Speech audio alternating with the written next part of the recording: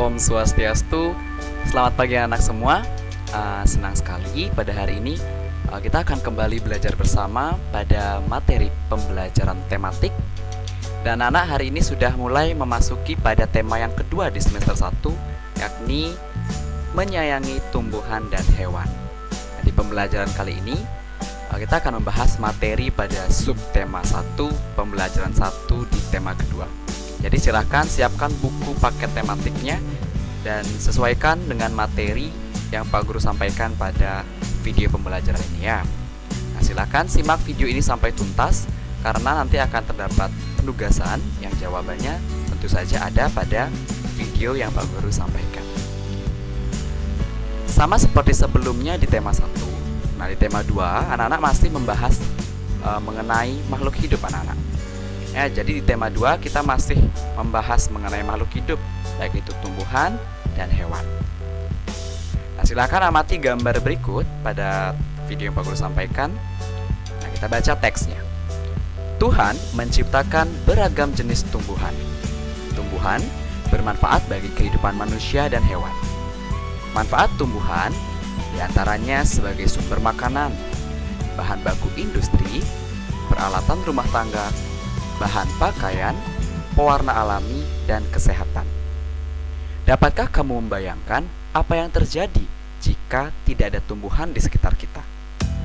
Nah, berdasarkan teks berikut ini, dapat kita ketahui anak-anak bahwa tumbuhan itu memiliki manfaat yang sangat besar bagi kehidupan makhluk hidup. Tentu saja juga pada manusia anak-anak. Tumbuhan dapat dimanfaatkan sebagai sumber makanan, bahan baku industri, peralatan rumah tangga, bahkan untuk membuat pakaian yang kita gunakan anak. Dapat juga digunakan sebagai pewarna alami dan bahan kesehatan. Nah, jadi tumbuhan yang ada di sekitar kita itu memiliki manfaat yang sangat besar. Jadi kita sebagai manusia harus mensyukuri keberadaannya ya.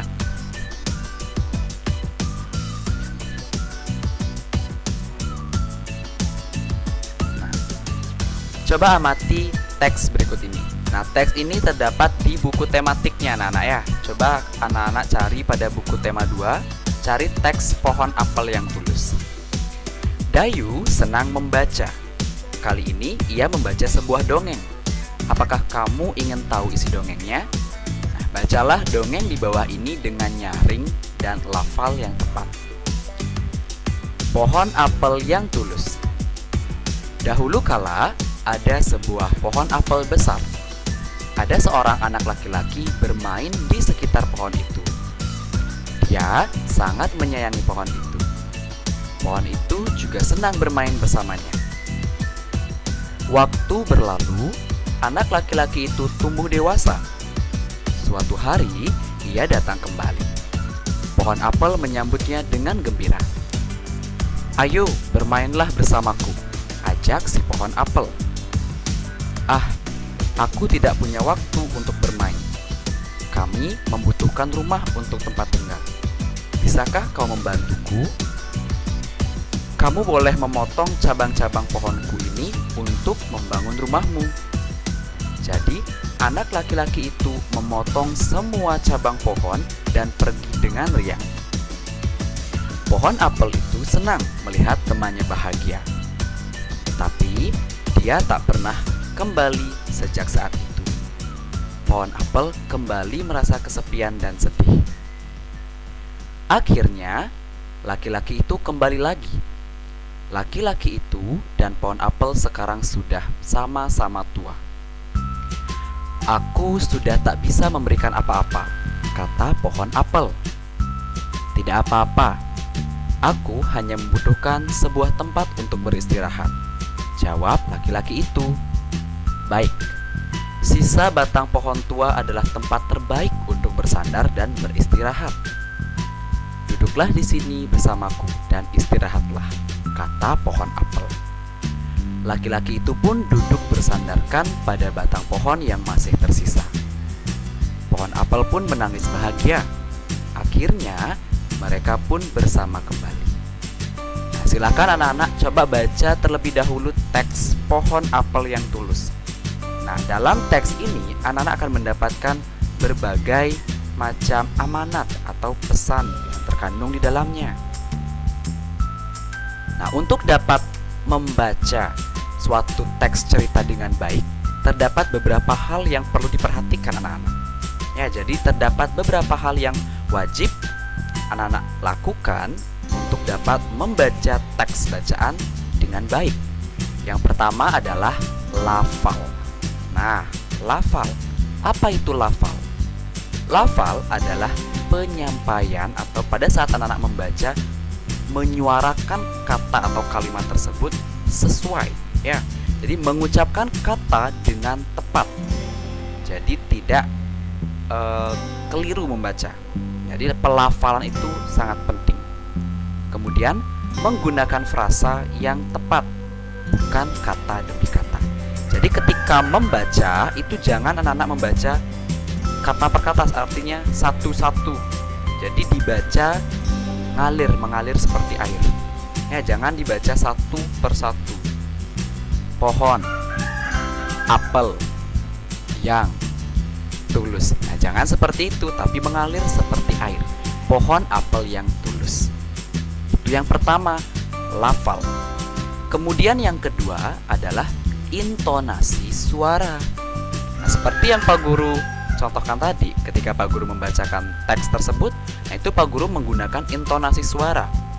Mana yang perlu Pak Guru tekankan atau dengan nada yang sedikit lebih tinggi, dan mana dengan nada atau intonasi yang lebih rendah. Nah, untuk memudahkan intonasi ini, jadi anak-anak dapat lakukan seperti ini. Nah, kalimat yang diakhiri dengan tanda titik itu intonasinya suaranya datar. Ya, jadi apabila diakhiri dengan tanda titik itu intonasinya datar. Kemudian kalimat yang diakhiri tanda tanya, nah intonasinya suara menurun. Kalimat yang diakhiri tanda seru, intonasinya agak naik. Ya, jadi kalau ada tanda seru, intonasinya agak naik, seperti lebih tinggi. Ya, kalau tanda tanya menurun. Apa yang harus diperhatikan saat membaca kalimat atau teks bacaan? Nah, itu intonasinya turun. Tapi kalau tanda titik, intonasinya datar. Kalimat yang diakhiri tanda titik, intonasi suaranya datar. Nah, itu datar anak-anak. Ya. Jadi harus bisa membedakan. Jangan semuanya sama, datar-datar semua ya. Sehingga teks bacaan tersebut tidak hidup, tidak enak didengar ya. Kemudian yang ketiga ada ekspresi. Nah, ekspresi ini sama dengan mimik wajah atau gestur wajah kita. Kalau pada saat teks tersebut ceritanya sedih, maka mimik atau ekspresi yang wajib kita keluarkan ya ekspresi sedih. Jadi disesuaikan dengan teks yang kita baca. Jadi tidak mungkin apabila teks tersebut mengisahkan tentang suatu kejadian yang sedih, anak-anak sambil tertawa membaca. Nah, itu tidak sesuai ya. Jadi harus sesuai dengan teks sehingga teks tersebut mau menjadi indah. Jadi penonton atau penikmat atau pendengar itu terbawa perasaan, memahami apa yang anak-anak bacakan. Kemudian yang keempat itu ada tanda baca. Nah, tanda baca ini sejalan dengan intonasi suara anak-anak. Jika saat membaca itu terdapat tanda koma, nah ini tanda koma, maka anak-anak harus berhenti sebentar ya. Seperti ini ada tanda komanya. Jika saat membaca bertemu tanda koma, maka pembaca berhenti sebentar, lalu dilanjutkan kembali. Jika saat membaca bertemu titik, nah kalau titik itu sudah akhir kalimat artinya anak-anak, maka pembaca berhenti. Kemudian pembaca mulai membaca kalimat berikutnya. Ya, jadi ketika ada titik itu jeda dulu.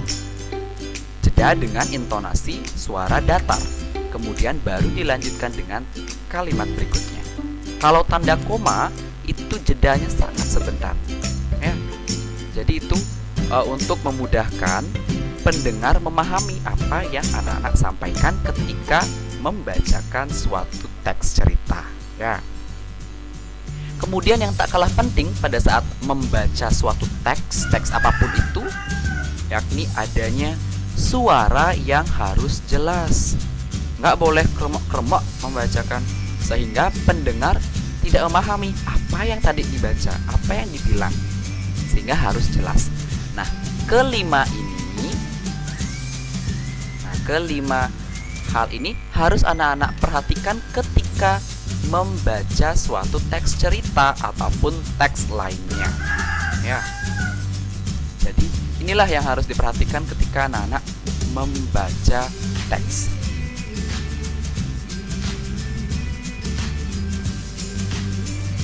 Nah, sekarang perhatikan gambar berikut ini. Ini adalah Dayu. Dayu menyapu halaman rumah hingga bersih. Saat menyapu, Dayu mempunyai ide untuk mengumpulkan daun-daun kering. Rencananya akan ia gunakan untuk belajar. Setelah menyapu halaman, Dayu mengumpulkan daun-daun kering. Dayu mengambil beberapa helai daun kering, lalu meletakkannya di sebuah kotak. Ia mengambil lagi beberapa helai daun kering dan meletakkannya pada kotak yang lain. Di kotak pertama ada 35 helai daun kering, dan di kotak kedua ada 15 helai daun kering. Nah, sekarang coba anak-anak amati pada yang Pak Guru tandai ini, ya. Nah, ini. Jadi Dayu itu mengumpulkan daun-daun kering. Di kotak pertama, nah, terdapat 35 ini, ya. Kotak pertama terdapat 35 daun kering yang berhasil Dayu kumpulkan. Kemudian di kotak kedua terdapat 15 daun kering. Sehingga berapa jumlah keseluruhan daun yang berhasil dikumpulkan oleh Dayu? Yakni 35 ditambah 15. Sehingga totalnya adalah 50 helai. Ternyata semua daun berjumlah 50 helai daun kering. Dayu ingin tahu, jika posisi kotak itu ditukar, apakah jumlah daunnya sama? Nah, jadi ketika ditukar posisinya, ternyata jumlah daunnya tetap sama anak-anak, yakni 50 helai daun kering.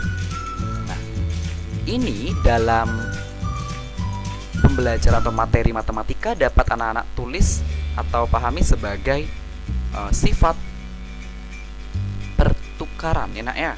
Nah, ini Pak Guru akan jelaskan di sampingnya. Jadi sifat pertukaran. Jadi sifat pertukaran itu seperti ini anak-anak, seperti yang tadi yang dikumpulkan Dayu. 35 ditambah 15 sama dengan 50. Jadi ketika dibalik 15 ditambah 35 juga sama 50.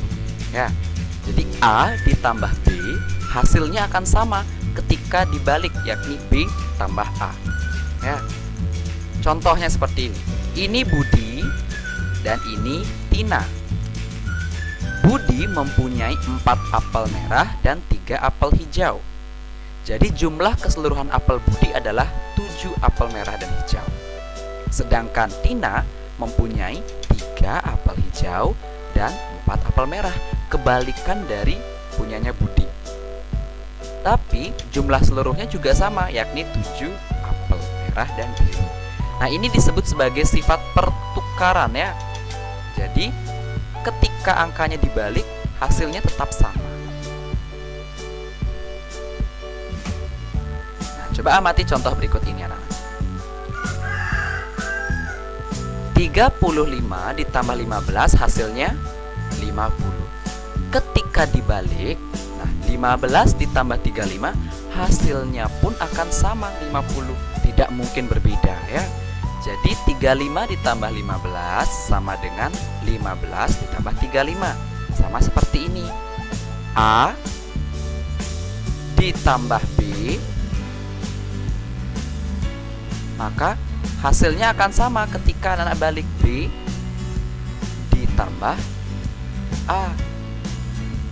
Ya, jadi diingat, ini diingat sifat pertukaran. Nah, contoh yang kedua. 200 ditambah 350. Berapa 200 ditambah 350? Hasilnya 550. Ya. Jadi, gunakan cara hitung susun seperti pada pembelajaran di tema 1. Ketika 200 ditambah 350 hasilnya 550, ketika dibalik 350 ditambah 200 hasilnya juga pasti akan sama, anak-anak, yakni 550. Nah, ini dapat ditulis seperti ini. 200 ditambah 350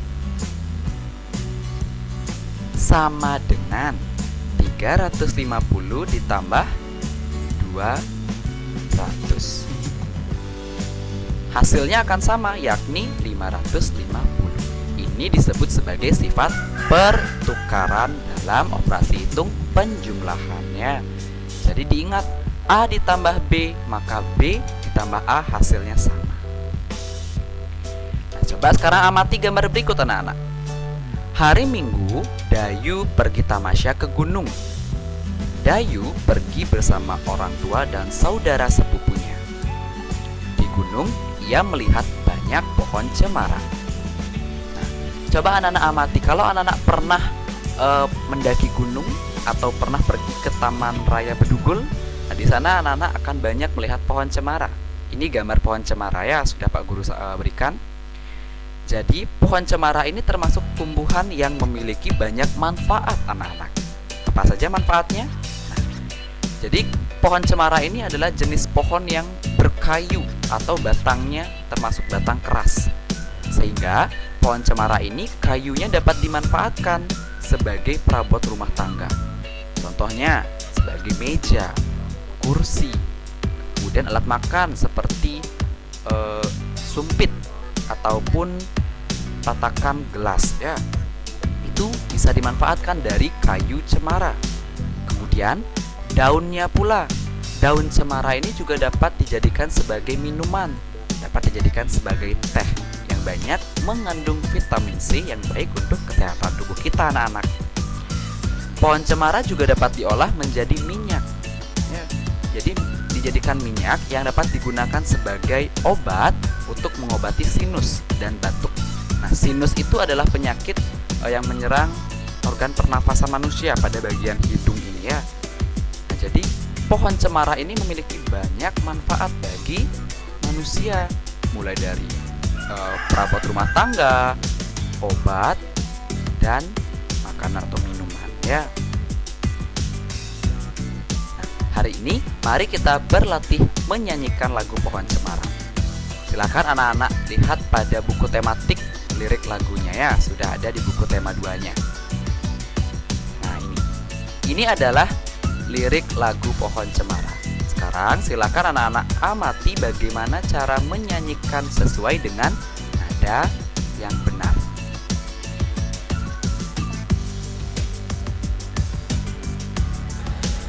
Nah, ini liriknya.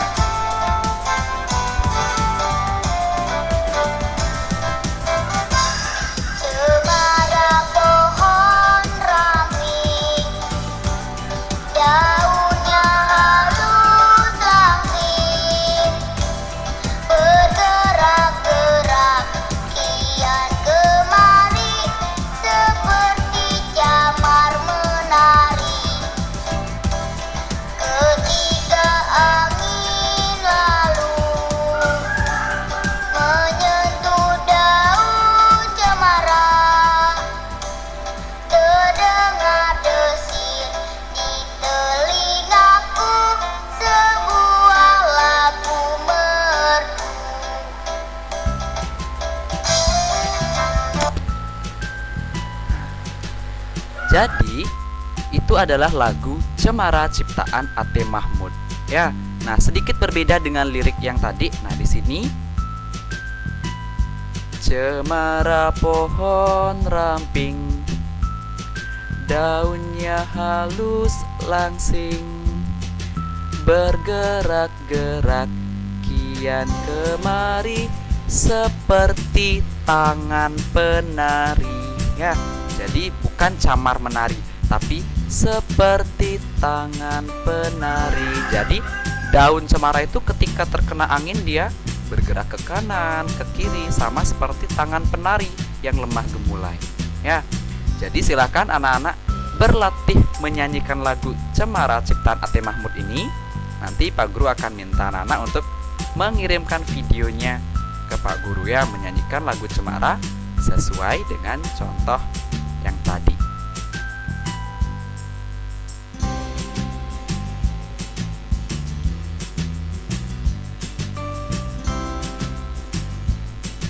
Nah, sekian video pembelajaran hari ini. Silahkan anak-anak berlatih menyanyikan lagu Cemara, kemudian membaca pada buku tema 2 di pembelajaran 1, subtema 1, dan buku LKS yang telah anak-anak miliki ya. Jika ada pertanyaan, bisa langsung tanyakan pada Pak Wahyu. Pak Wahyu akhiri dengan para Santi. Om Santi, Santi, Santi Om.